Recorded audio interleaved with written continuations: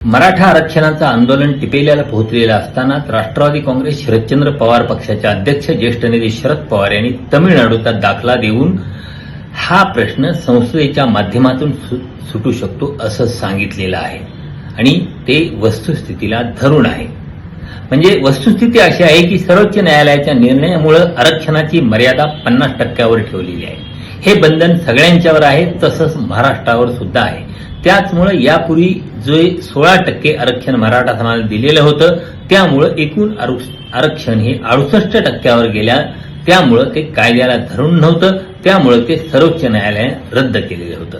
याच अनुषंगाने चर्चा केली जाते ते 9व्या परिशिष्टाची. म्हणजे तमिळनाडूनं जे 69% आरक्षण ठेवलं आहे ते 1993-94 साली ठेवलेलं होतं, हे लक्षात घ्यायला पाहिजे.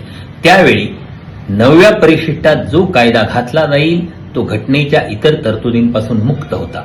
म्हणजे 9व्या परिशिष्टात जो कायदा घातला जाईल तो मूलभूत हक्कांना धक्का देणारा असला तरी रद्द करता येत नव्हता. 2007 सालापर्यंत ही परिस्थिती कायम होती, हे लक्षात घ्यावं लागेल. 2007 साली मात्र सर्वोच्च न्यायालयाने असा निकाल दिला की 9व्या परिशिष्टात कायदा घातला आणि तो मूलभूत हक्कांच्या विरोधात किंवा घटनेच्या पायाभूत तरतुदींच्या विरुद्ध असेल तर तो रद्द करता येतो.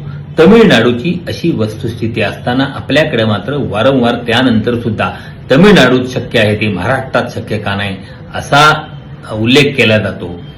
मात्र वस्तुस्थिती अशी आहे की सोपा मार्ग म्हणजे संसदेत कायदा करणे. संसदेनं या संदर्भात कायदा केला, 50% मर्यादा उठवली तरच यातून सुटका होऊ शकते. शरद पवार म्हणतात ती वस्तुस्थिती अशी आहे. पण एक गोष्ट लक्षात घ्या, मराठा आरक्षणाच्या या आंदोलनात कधीही देवेंद्र फडणवीस किंवा भारतीय जनता पक्षाच्या कुणीही नेत्याने या संदर्भात आपण मोदीजींना भेटू आणि ही 50% मर्यादा उठवण्याची मागणी करू असं म्हटलेलं नाही. त्याचं कारण त्यांना माहित आहे की मोदीजी या संदर्भात समोर उभं सुद्धा करून घेणार नाहीत. कारण 50% मर्यादा उठवणं म्हणजे आग्या मोहळावर दगड मारण्यासारखा आहे. कारण हा प्रश्न महाराष्ट्रापुरता मर्यादित राहत नाही, तो पुन्हा गुजरातमध्ये जातो, राजस्थानमध्ये जातो, हरियाणामध्ये जातो. जाट, गुज्जर, पटेल हे सगळे समाज उठून बसतील आणि केंद्र सरकारला ते थांबवणं, त्यांना थोपवणं शक्य होणार नाही. त्यामुळं शरद पवार जे म्हणतात की संसदेत कायदा करून हे आरक्षणाचा प्रश्न सोडवता येऊ शकतो, हीच वस्तुस्थिती आहे आणि त्याच माध्यमातून मराठा समाजाला अधिकचं आरक्षण मिळू शकतं.